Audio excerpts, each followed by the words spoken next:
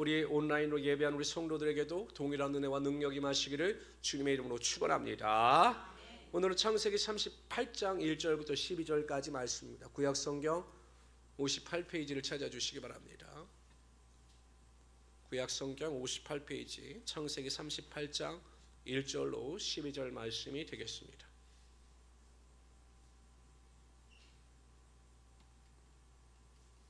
찾으시면서 들으십시오. 창세기는 4대 사건, 4대 인물입니다. 4대 인물 가운데 아브람, 이삭, 야곱, 그 뒤에 우리가 요셉에 대해서 살펴보았습니다. 37장부터 요셉에 대한 이야기가 나오는데 그 37장 그 짧은 한 장 속에 요셉의 삶에 대한 스펙타클한 이야기가 나옵니다. 아버지 야곱의 심부름을 받아서 형들의 안부를 물으러 갔다가 형들이 요셉을 죽이려고 하다가 미디안 상인들에게 팔아 애굽으로 끌려갑니다.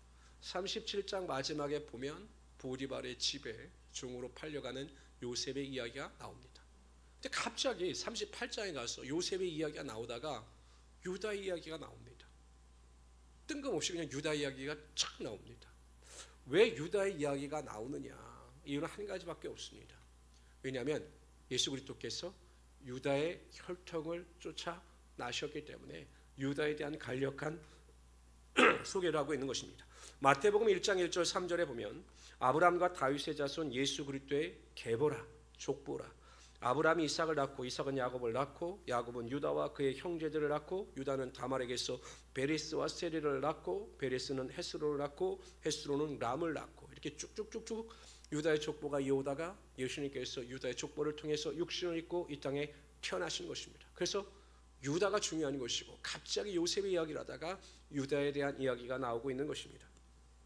그런데 여러분, 우리가 이제 38장을 살펴보면 굳이 왜 이런 이야기를 성경에서 말씀하고 있나? 여러분 어떻습니까? 여러분들은 누군가에게 자기 자신을 소개하고 우리 집안에 대해서 이야기할 때 좋은 것만을 말하고 싶습니까? 아니면 그냥 집안에 있는 모든 그냥 추잡스러운 이야기까지 다 말하고 싶습니까?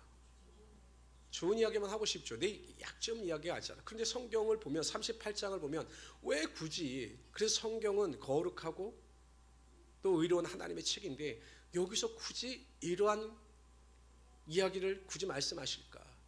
이유는 한 가지밖에 없습니다. 인간은 죄의 경중에 따라 그 차이가 있을 뿐이지 모두가 다 죄인인 것입니다. 살인을 범한 사람이나 다른 사람을 미워하는 사람이나 똑같이 살인죄를 범한 죄인인 것입니다. 그러니까 인간의 허물과 인간의 약점과 인간의 부족함 가운데에서도 그럼에도 불구하고 우리를 사랑하셔서 하나님의 뜻을 이루어 가시는을 나타내 보이시기 위하여 이러한 이야기도 성경에 다 나타나고 있는 거죠. 얼마나 참 재미있는 이야기인지 한번 살펴보도록 하죠. 우리 1절 2절 다 같이 한 목소리 읽읍시다. 시작. 그 후에 유다가 자기 형제들로부터 떠나 내려가서 아돌람 사람 히라와 가까이 하니라. 유다가 사람 수아라 하는 자의 딸을 보고 그를 데리고 동참하니. 1절에 그 후에 이렇게 시작합니다. 그 후란 어떨 때냐? 요셉을 애굽으로 팔아넘긴 후에라는 이야기입니다. 유다와 형제들은 양심의 가책을 받았는지 뿔뿔이 흩어졌습니다. 그래서 유다도 흩어졌죠. 그런데 문제는 유다가 가지 말아야 할 곳으로 간 겁니다. 아돌람 이방 땅으로 간 거죠. 그리고 그곳에서 가나안 여인과 결혼을 하였습니다. 가지 말아야 할 곳으로 떠나서 하지 말아야 할 결혼을 한 것입니다. 제가 가끔은 주일날 아침에 막 와이셔츠를 입다 보면 막 급하게 단추를 막 매거든요. 막 시간이 있다 보면. 근데 어느 경우에는 그냥 첫 번째 단추를 잘못 깨서 밑에 가보면 단추가 안 맞는 거예요. 다시 다 풀어야 합니다. 그러니까 여러분 신앙도 마찬가지입니다. 첫 단추를 잘못 깨거나 첫 번째 방향이 잘못되어지면 아무리 열심을 내고 아무리 수고를 해도 그 신앙의 결말은 부정적이거나 실패로 끝날 확률이 훨씬 많다는 것입니다. 여러분 보세요. 유다가 하나님께서 원하시지 않는 땅으로 갔죠. 우리가 하나님께서 기뻐하시지 않는 이방 여인과 결혼을 했습니다. 처음부터 방향이 잘못되어지고 잘못된 길로 갔기 때문에 결과는 어떻게 될 것 같습니까? 잘못됐을까요? 잘 됐을까요? 잘 됐을까요? 잘못됐을까요? 잘못됐겠죠. 잘 됐으면 제가 이렇게 설교를 시작하지도 않지요. 나중에 보면 정말 그 가정에 불행이 나타나고 있는 것입니다. 여러분 항상 성도는 가지 말아야 할 곳, 처음서부터 방향을 똑바로 잡고 있어야 할 곳에서 하나님의 은혜를 체험하며 살아갈 수 있어야 한다는 것입니다. 그러니까 여러분, 유다가 잘못된 곳에 가서 잘못된 여인을 만나 결혼을 하니 그의 가정 가운데 하나님의 심판이 임한 것입니다. 잘못된 결과가 나타날 수밖에 없었던 것. 처음서부터 그 결과는 뻔한 것이었습니다. 롯도 보세요. 아브라함과 그 종들이 그 가축을 목축하는 데 있어 땅이 좁아지니까 서로 싸워서 이제 서로 헤어집니다. 롯의 선택은 하나님께서 기뻐하시는 것이 아니었습니다. 물이 풍부하고 가축을 목축하기에 좋은 곳. 그래서 여러분, 소돔과 고모라 땅으로 들어갔다가 아내도 잃고 또 딸들과의 그러한 잘못된 행위를 통해서 모압과 암몬이라고 하는 정말 하나님께서 기뻐하시지 않는 민족의 탄생을 낳는 불행을 맞이하고 말았던 것입니다. 야곱도 마찬가지죠. 하나님께서 서원하신 대로 베델로 올라갔으면 전혀 문제가 되지 않을 텐데 자신이 풍부한 가축을 목축하기에 좋은 세겜성을 택하여 올라갔다가 딸 디나가 강간을 당하는 그런 수치를 당하고 말았던 것입니다. 그러므로 성도님들은요, 항상 있어야 할 자리를 삼아요 그 자리에 있을 때 하나님께서 여러분들을 통해서 하나님의 축복이 반드시 나타나게 하여 주시는 것입니다. 그러니까 신앙에 있어 정말 중요한 것은요, 있어야 할 자리에 있으면서 정말 신앙적으로 좋은 사람들을 만나는 것입니다. 사람은 여러분 무의식 중에 영향을 받아요. 그러니까 어떤 사람을 만나느냐, 어떤 사람과 이야기를 하느냐, 어떠한 자리에 있느냐에 따라 보이지 않는 영향을 받고 그 보이지 않는 영향이 쌓이고 되면 시간이 흘러 몇 년의 시간이 흐른 뒤에 엄청난 결과를 나타나게 되어 있는 것입니다. 그러니까 예수 믿고 구원을 받아 영적인 존재가 된 성도들은 항상 영적인 자리를 삼아요 영적인 자리에서 기쁨과 만족을 누릴 수가 있어야 하는 것입니다. 그리고 예수 믿는 성도들과 만나서 영적인 대화를 할 때 그 안에서 참된 행복과 기쁨을 누릴 수가 있어야 하는 것입니다. 유유상종이라는 말이 있습니다. 그러니까 그 사람을 알려면 누구를 보면 알 수 있을까요? 친구를 보면 알 수 있어요. 그렇죠, 우리 두 자매님? 네? 서로 친구를 보면 알 수가 있어요. 제 친구들 중에 거의 50년 지기 친구들이 있어요. 50년. 말하지 않아도 알죠. 정말 친하죠. 근데 그들 중에서 예수 믿는 사람이 저밖에 없어요. 근데 정말로 친한데 만나지 않아도 아는데 제가 만나질 않습니다. 왜냐하면 만나면 같은 한국말을 하는데 통하질 않아요. 왜냐하면 그 친구들이 요즘 만나면 맨날 자기들끼리 하는 이야기가 무슨 이야기냐면 골프 이야기예요. 골프 이야기. 어디 골프장에 가서 뭐 몇 홀에서 얼마 쳤다, 재밌다, 뭐 이런 이야기. 아니면 아파트 이야기, 아니면 투자 이야기, 아니면 여행 이야기, 이런 이야기만 합니다. 저와는 전혀 상관없는 이야기죠. 제가 예수 이야기를 하면 뭐라고 이야기하는 줄 아십니까? 임 목사님, 그것은 환자들에게만 하십시오, 이렇게 이야기를 합니다. 그러니까 기독교 환자라고 그래요, 성도들을. 그러니까 저거 말이 안 통하죠. 그러니까 제가 그 친구들하고 잘 만날 수가 없는 거예요. 그러니까 그 친구들도 아는 겁니다. 임 목사는 안 나오는구나. 근데 저희가 가끔 전화합니다. 언제 전화냐? 술 먹고 취했을 때 잘 있냐고 전화합니다. 그러니까 궁금은 하니까. 그러니까 여러분, 아무리 친하고 혈육적으로 가까운 사이라 할지라도 우리가 영적으로 통하지 아니하면 그 사람을 만나도 그 안에서 참된 기쁨과 만족을 누리지 못하는 겁니다. 근데 제가 목사님들을 만나고 목회처에 같은 후배들을 만나서 목회에 대한 이야기하고 성도에 관한 이야기하고 말씀에 대한 이야기를 하면 참 시간 가는 줄 모르고 즐겁고 행복합니다. 왜? 영적으로 통하기 때문이죠. 근데 성도들 중에는 여전히 육신의 정욕과 안목의 정욕과 이생의 자랑을 쫓아 살아가는 분들이 있어요. 내가 구원을 받아 하나님의 자녀라고 하는데도 영적인 자리가 그 안에서 참된 만족과 기쁨을 누리지 못하는 분들이 참 많아요. 그러니까 여러분, 수요 예배 때 시간이 있어도 이 자리에 나오지 못하는 거죠. 기도의 자리에 나오지 못하는 거죠. 말씀의 자리에 나오지 못하는 거죠. 그리고 성도들과 나눈 대화 속에서도 제가 가끔은요, 카페나 이런 데 가보면 참 교회 분들 많아요. 권사님, 장로님들은 다 카페로 모이시는지 모르겠어요. 이렇게 이야기를 들어보면 예수님 이야기하고 성경 이야기하는 게 아니라 똑같이 세상 사람들과 똑같은 주제의 이야기를 하면서 깔깔대고 즐거워하는 모습을 듣다 보면 제가 목회자로서 좀 짜증이 납니다. 아니, 왜 그럴까? 대화의 수준이 왜 그럴까? 예전에 제가 한번 성도들에게 그렇게 말씀을 드렸죠. 대하에는 A급, B급, C급 대하가 있다고. C급 대하는 뭐냐? 매일 먹고 사는 이야기만 하는 겁니다. 투자 이야기하고 여행 이야기하고 뭐 이런 이야기하는 것. 이게 C급 대화입니다. B급 대화는 뭐냐? 그래도 이야기를 하는데 꿈에 대해서도 이야기하고 인간이 바르게 살아야 되는 도리에 대해서 이야기하는 사람들도 있어요. 술, 담배 안 하면서 정말 정직하게 사는 것이 인간의 도리라 이렇게 이야기하는, 그래서 긍정적인 대화를 하는 세상 사람들도 있습니다. 이 정도는 B급입니다. A급은 무엇이냐? 오직 믿음 안에서 성경적인 대화를 하면서 오직 예수 그리스도로 인하여 기뻐하며 예수 그리스도의 대화를 나누는 것이 A급 대화입니다. 성도들은 주로 A급 대화를 해야 되는 거죠. 그렇다고 제가 맨날 만나면 A급 대화만 하라는 것도 아니에요. 가끔 B급도 C급도 해야 되죠. 그러나 결론은 A급으로 결론을 내리고 믿음의 말로 결론을 내려야 한다는 것입니다.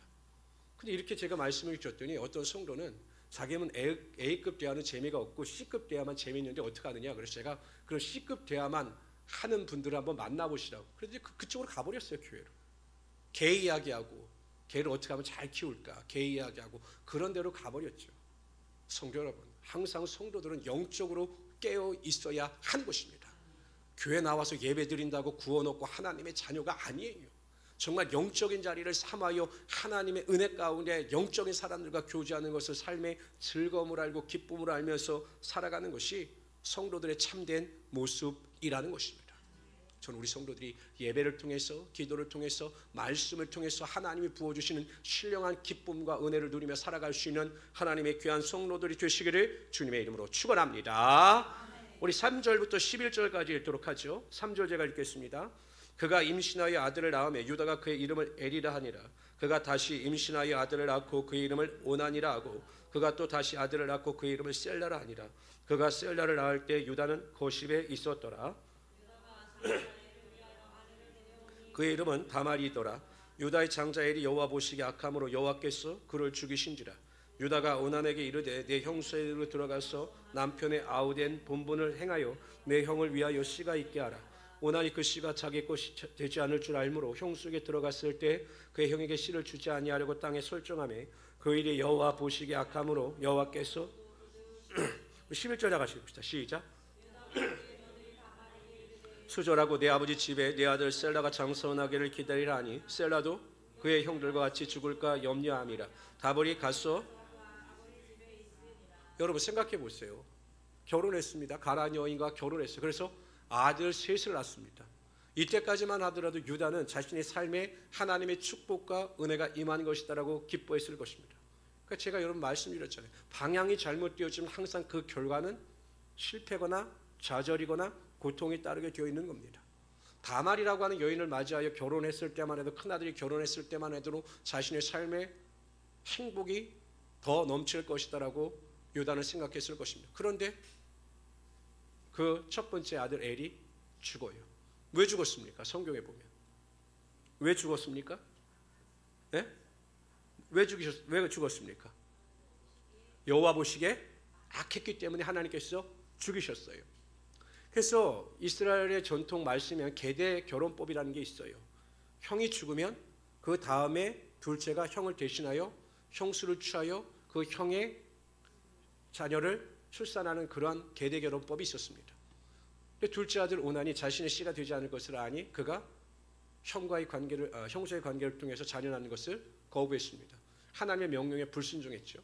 그러니까 오난도 어떻게 됩니까? 하나님 보시기에 악함으로 하나님께서 죽이셨어요. 저는 가끔 엉뚱한 생각을 합니다. 어떤 엉뚱한 생각을 하냐면, 구약 시대처럼 하나님께서 그냥 한 번에 보내시면 어떨까라는 생각을 해요. 정말 죄 있는 사람들 있잖아요. 죄 있는 사람들, 거짓말하고 악한 자들, 그냥 본보기로 예배 때마다 한 사람씩만 딱 불러 보내시면 얼마나 사람들이 두려워하고 하나님을 무서워할까. 갑자기 이제 길을 가는데 그냥 하나님께서 벼락을 치셔서 오늘은 김 집사를 내가 보냈느니라 뭐 이러시면 사람들이 얼마나 두려운 마음을 가지고 살아갈까 생각을 하는데, 한편으로는 구약시대에 보면 이스라엘 백성들이 출애굽하여 광야 가운데 하나님의 징계와 심판과를 그렇게 받았음에도 불구하고 그들이 또 죄를 범하는 것 보면 또 하나님의 심판 앞에 무뎌지는 인간의 죄악성을 보게 됩니다. 정말 우리는 하나님을 경외해야 합니다. 하나님을 두려워해야 하는 것이죠. 여러분 마태복음 10장 28절에 보면 몸은 죽여도 영혼은 능히 죽이지 못하는 자들을 두려워하지 말고 오직 몸과 영혼을 지옥에 멸하시는 이를 두려워하라 이렇게 말씀하고 있습니다. 왜 우리가 하나님을 두려워해야 합니까? 정말 성도들이요 온전한 믿음을 가지면 하나님을 두려워하고 경외할 수밖에 없어요. 성경은 분명히 말씀하십니다. 하나님은 우리의 행위뿐만 아니라 우리의 마음과 우리의 생각마저도 아시는 하나님이 되시는 것입니다. 그러니까 여러분 하나님을 속일 수가 없어요. 그 갈라디아서 6장 5, 7절에 보면 스스로 속이지 말라. 하나님은 업신여김을 받으시는 하나님이 아니시다라고 말씀하셔요. 우리가 심은 대로 거둔다라고 말씀하십니다. 하나님은 업신여김을 받으시지 않는다라고 하는 의미는 하나님은 우리에게 속임을 당하시는 분이 아니에요. 세상은 속일 수가 있죠. 세상은 우리의 마음을 모르기 때문에 우리가 겉으로는 착한 척하고 선한 척하지만 그 마음속에 여전히 악이 자리 잡고 있어도 세상 사람들은 그것을 알지 못합니다. 그러나 하나님은 아셔요. 그러니까 마음이나 행위에 거룩함이 없이 형식적인 행위를 통해서 나타나는 그 선함에 대해서도 하나님은 그 선함을 인정하시지 않는 거예요. 그러니까 여러분 두려운 것 아니겠어요? 하나님께서 내 마음도 아셔요. 내 생각도 아셔요. 내 행위도 아셔요. 그러니 우리가 하나님 앞에서 얼마나 두렵고 떨리는 마음을 가지고 신앙생활을 해야 하겠습니까? 잘못된 생각을 품었다가도 하나님께서 아시지? 그리고 그 생각을 거두고자 노력하고 결단하는 것. 내 마음속에 미움과 시기와 욕심이 가득한데 하나님께서 이것을 아시지? 그래서 내가 그것을 절제하고 거룩한 마음을 가지고 살려고 노력하는 것. 이것이 성도의 참된 모습이고 그러한 성도가 하나님을 경외하며 두려워하며 살아가는 것입니다. 근데 여러분 우리의 마음과 생각을 아시는 하나님을 무시하고 우리가 마음과 생각의 죄를 지어서 살아간다면 그것은 하나님을 멸시하는 행위인 것입니다. 하나님이 내 마음의 생각을 모르시겠지? 내 생각을 전혀 모르시겠지 하고 하는 하나님을 무시하는 행위입니다. 저는 우리 모든 성도님들이 하나님은 사랑의 하나님도 되시지만 하나님은 정말 두렵고 떨리는 마음을 가지고 우리에게 거룩함을 요구하시는 하나님이 되심을 믿으시고 하나님을 경외하는 믿음을 가지고 순종하며 살아갈 수 있는 하나님의 귀한 성도들이 되시기를 주님의 이름으로 축원합니다. 생각해 보세요. 우리나라에서 CCTV가 가장 많은 지역이 강남이래요. 돈이 많아서 그런지. 근데 CCTV를 설치하고 나서 범죄율이 30%가 떨어졌다고 합니다. 왜냐하면 여러분 요즘에요. 우리 성도님들이야 그럴 리 없지만 이 죄 짓고는 못 삽니다. 이 CCTV가 다 잡아내더라고요. 다 잡아냅니다. 근데 여러분 하나님의 CCTV가 항상 딱 비치고 있는 거예요. 여러분들이 아무리 숨어 있어도 하나님 딱 보고 계셔요. 그것도 행위뿐만 아니라 머리, 가슴도 다 보고 계신 거예요. 그러면 두렵고 떨리는 마음을 가지고 하나님을 위하여 살아갈 때 하나님께서 채워주시고 부어주시고 책임져 주심을 체험하며 살아갈 수 있는 우리 성도들이 되시기를 주님의 이름으로 축원합니다. 근데 유다는요 두 아들이 죽었습니다. 그럼 막내 아들 셀라를 통해서 하나님의 계대결혼법을 실행해 나갔어야 하는데 아내 다말에게 며느리에게 뭐라고 이야기하냐면 가서 수절하라는 거예요. 셋째 아들이 클 때까지 가서 수절해라. 너희 친정에 가 있어라. 기다려라. 이렇게 이야기한 겁니다. 왜 그랬을까요? 셋째도 죽을까 봐. 그래 여러분 그러면 첫째 아들 엘과 오난이 누구 때문에 죽었다고 생각을 하는 겁니까? 다말 때문에 죽었다고 생각하는 거예요. 근데 우리는 성경에서 누가 죽이셨습니까? 여호와 보시기에 악함으로 하나님께서 아들 둘을 죽이신 거예요. 그런데 유다는 자신의 며느리 때문에 내가 며느리를 잘못 맞아들여서 우리 아들 둘이 죽었다라고 생각하는 것입니다. 여러분 진단을 잘못하면 처방이 달라집니다. 여러분 우리가 감기로 진단을 받았습니다. 그럼 처방은 감기약으로 받아야 돼요. 근데 여러분 코감기하고 비염하고 비슷합니다. 비염이 심한 사람들 코감기하고 비슷합니다. 이러고 참 비슷해요. 그럼 여러분 유능한 의사는 이게 비염인지 코감기인지를 잘 진단해서 약 처방을 잘 내립니다. 그러니까 그런 병원은 잘 되는 거죠. 근데 유능하지 못한 의사는 이게 비염인지 코감기인지를 잘 구별하지 못하고 처방을 잘못 내리면 그 병원에 아무리 오래 다녀봤자 약을 먹어봤자 소용이 없는 겁니다. 신앙도 마찬가지입니다. 신앙도요 진단을 잘 내려야 상황 파악을 잘해야 올바른 처방이 나올 수가 있는 거예요. 근데 유다는 보세요. 처방을 잘못 내렸습니다. 진단을 잘못 내렸습니다. 왜? 자신의 아들 엘과 오난이 죽은 것은 하나님 보시기에 그들이 악을 행했기 때문에 그들이 죽은 거예요. 그런데 진단을 잘못 내려서 내가 며느리를 잘못 들여서 다말 때문에 두 아들이 죽었다라고 잘못 진단을 내리니 처방이 잘못된 거죠. 만약에 두 아들이 엘과 오난이 하나님 보시기에 악을 행하여 죽었다라고 하는 진단을 내렸더라면 처방은 회개였습니다. 하나님, 제가 하나님의 말씀에 순종하지 못하여 거룩하지 못한 땅으로 들어와 이방 여인을 맞이하여 결혼한 것, 그리고 엘과 오난을 하나님 안에서 믿음으로 올바로 키우지 못한 것을 회개합니다. 하나님, 내 죄를 고백하고 회개할 때마다 하나님께서 나를 받아주시고 하나님께서 나를 죄를 사하여 주시옵소서라고 기도했다면 하나님께서 전혀 다른 방법으로 그의 삶을 인도하여 주셨을 것입니다. 근데 여러분, 진단을 갖다 다말로 내리다 보니 처방이 어떻게 됩니까? 며느리를 쫓아내는 겁니다. 쫓아내는 거예요. 결국 뒤에 보면 그 일로 인해서 굉장히 수치스러운 일이 일어나죠. 물론 하나님은요, 하나님의 뜻을 반드시 이루어 가십니다. 인간의 행위가 잘못되어졌다 할지라도 그 안에서 하나님의 선을 행하심으로 말미암아 하나님께서 하나님의 뜻을 이루어 가셔요. 만약에 여러분 엘과 오난이 하나님 앞에 바르게 섰더라면 그들을 통해서 하나님께서는 그 예수 그리스도의 계보를 이어가셨을 거예요. 그런데 잘못된 상황 가운데서 하나님 반드시 하나님의 뜻을 이루어 가시는 것입니다. 제가 누누이 강조하지만 성도들의 삶에 있어서 우연하게 일어나는 일은 결코 존재하지 않습니다. 내가 고난은 당하는 환난, 문제, 그러니까 뭐 일상적인 것 말고요. 뭐 내가 뭐 실수해서 돈을 잃어버렸다, 뭐 그게 하나님의 뜻이 어떻게 되면 이건 아니고요.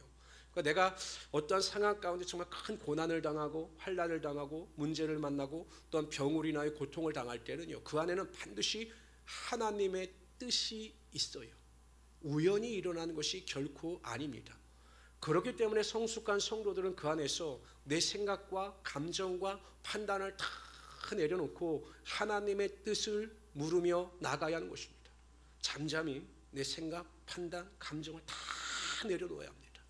그리고 정말 하나님께서 들려주시는 하나님의 음성을 들을 수 있도록 노력하면 하나님께서 우리에게 하나님의 뜻을 알려주시는 거예요.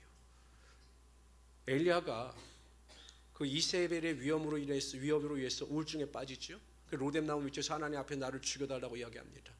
하나님께서 그에게 먹을 것을 주시고 40주야로 시내산으로 인도하셔서 동굴 가운데 거하게 하신 다음에 그에게 서라고 말씀하셔요. 근데 바람도 지진도 일어났을 때 하나님께서 그 가운데 계시지 않으셨습니다. 그리고 잠잠할 때 하나님께서 세미한 음성, 말씀을 통해서 하나님의 뜻을 엘리야에게 알려주셨습니다. 그러니까 우리가 모든 것을 다 내려놓고 잠잠히 기다리면 하나님께서 반드시 하나님의 뜻을 알려주시는 겁니다. 그런데 성도들은 어떠한 문제가 있느냐? 하나님의 뜻을 알기도 전에, 하나님께서 뜻을 알려주시기도 전에 그냥 내 생각이나 감정대로 결론을 내리고 그것이 마치 하나님의 뜻인 것처럼 오해하면서 살아가는 경우가 허다히 많다는 것이에요. 제가 교회를 개척하고 얼마 되지 않아서 한 자매가 저에게 상담을 요청해 왔습니다. 자매와 상담을 해보니까 상처가 너무 많아요. 그 상처 중에 하나가 무엇이냐면 폭력 아버지 밑에서 자라난 겁니다. 그 아버지가 엄마도에게도 폭력을 하고 이 자매에게도 폭력을 가한 거예요. 그래서 결국 부부가 이혼했습니다. 부모가 이혼을 했어요. 그러니까 제가 이야기를 하다 보니까 이 자매 속에 이 의식 속에는 남자에 대한 부정적인 생각이 자리 잡고 있더라고요. 그래서 제게 이야기하는 것이 지금 살고 있는 남편과도 이혼을 해야겠다라는 거예요. 그러니까 이혼을 할까요가 아니라 이혼을 하겠습니다라고 결론을 내리고 오는 거예요. 제가 자세히 상담을 해보니까 문제는 자매에게 있었지 남편에게 있는 것이 아니었어요. 그래서 제가 이야기를 했습니다. 이것은 하나님의 뜻이 아닙니다. 그리고 아이가 태어났는데 또 왜 그 아이에게 그러한 불행한 일을 맞이하게 하시려고 합니까? 안 됩니다. 하지 마십시오라고 이야기를 했습니다. 그런데 이 자매는 고집을 굽히지 않았어요. 왜? 결론을 내리고 왔기 때문에. 하나님의 뜻이 어디 있는가를 물으려고 온 것이 아니라 자신은 이미 결론을 내리고 왔어요. 그리고 저에게 동의를 요구한 겁니다. 왜냐하면 자신이 결론을 내리고 이혼을 행하려고 하니 무엇인가 마음속에 꺼리낌이 있는 거예요. 그런데 목사님이 이혼하라고 말을 해주면 그게 마치 면죄부가 되는 것처럼 생각했기 때문에 어찌하든지 나의 동의를 얻으려고 와서 저를 설득하려고 했습니다. 근데 아니에요. 제가 보기엔 하나님의 뜻이 아니에요. 근데 결국 이혼했습니다. 남편은 저에게 찾아와서 몇 번 상담도 하고 하려고 노력했는데 결국 이혼을 했어요. 그 뒤에 어떻게 됐는지 모르겠지만 솔직히 저는 그 아들을 생각할 때마다 마음이 무척 아픕니다. 아, 이거 무슨 죄입니까? 무슨 죄인데 그 부모의 잘못된 신앙관으로 인해서 그렇게 고통을 당해야 되고 잘못된 그 신앙의 결단을 통해서 그 가정이 파괴가 되어야 하느냐라는 것입니다. 하나님의 뜻보다 여러분 중요한 것은 없어요. 그렇잖아요. 하나님의 뜻보다 중요한 것은 없어요. 여러분 사도 바울도 순교했습니다. 왜요? 그것이 하나님의 뜻이었기 때문에. 사도 요한을 제외한 많은 제자들이 다 순교했어요. 왜? 그것이 하나님의 뜻이었기 때문에. 자신의 생명마저도 하나님의 뜻이라면 그것을 기꺼이 드렸던 것이 제자와 사도들의 삶이었습니다. 그러나 성도들은요, 자꾸 내 뜻을 앞세웁니다. 나에게 유익이 되는 것, 내가 원하는 것, 내가 바라는 것이 마치 하나님의 뜻인 것처럼 착각하면서 살아갑니다. 그리고 하나님께 동의를 구하지만 하나님은 여전히 침묵하시는 거죠. 그래서 신앙에 괴리가 있고 신앙에 만족이 없고 신앙에 발전이 없는 것입니다. 하나님의 뜻에 전혀 관심이 없어요. 하나님께서 말씀하실 때까지, 하나님의 뜻을 알려주실 때까지 우리는 잠잠히 침묵하면서 내 생각과 감정과 모든 것을 내려놓고 그것을 발견하려고 해야 되는데, 성도들은 찰나적인 기쁨, 찰나적인 만족감을 누리면서 빨리 하나님께서 하나님의 뜻을 알려주시길 원하는데 그게 되지 않으니까 내 뜻대로 내 감정대로 행하며 살아가고 있는 것입니다. 이것이 문제라는 거죠. 사사시대에 보면 이스라엘 백성들은 항상 죄를 범하며 살았습니다. 죄를 범하고 고난을 받고 회개하고 돌이키고 또 죄를 범하고 이 생활을 반복해서 살아갔습니다. 왜 사사시대 이스라엘 백성들이 그렇게 살아갈 수밖에 없었는가? 사사기는 이렇게 결론을 내립니다. 다 같이 읽어봅시다. 사사기 17장 6절 시작. 그때에는 이스라엘의 왕이 없었으므로 사람마다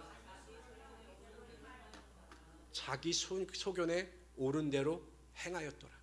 하나님의 뜻이 아니라 자신의 생각대로 움직이는 것입니다. 그러니 여러분 죄악에 관용하고 항상 고난과 환난을 당할 수밖에 없었던 거죠. 이 시대가 그렇지 않을까요?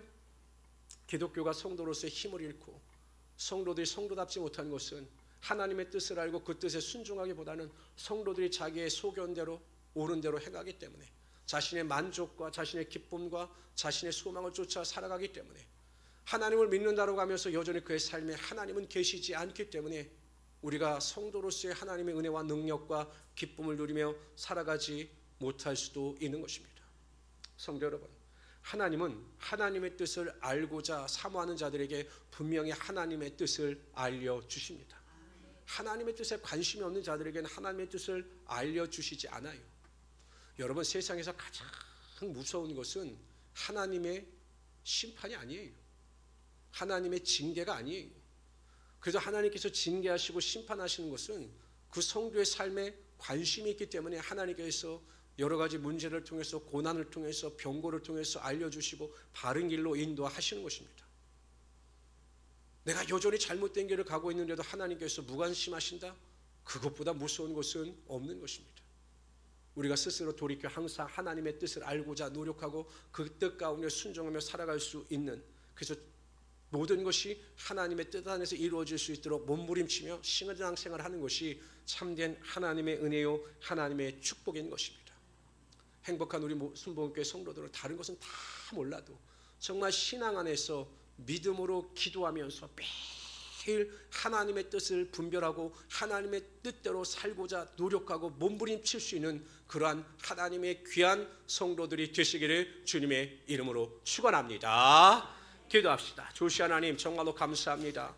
오늘도 하나님께서 우리 가운데 함께하여 주시고 귀한 은혜와 능력으로 붙잡아 주심을 정말로 감사합니다. 오늘도 하나님, 우리가 주님 앞에 나와 간절히 기도할 때마다 하나님의 뜻을 분별하여 하나님의 뜻에 순종하게 하여 주시고 하나님과 동행하는 삶을 살아가게 하여 주시옵소서. 오직 그리스도 예수 안에 살아가는 것이 나의 행복이고 기쁨인 것을 깨닫게 하여 주시고 항상 영적인 자리, 은혜의 자리 가운데 나와 하나님을 찬양하고 예배하며 기도하고 하나님의 말씀을 읽고 순종하는 것이 우리의 삶의 행복이 되게 하여 주시옵소서.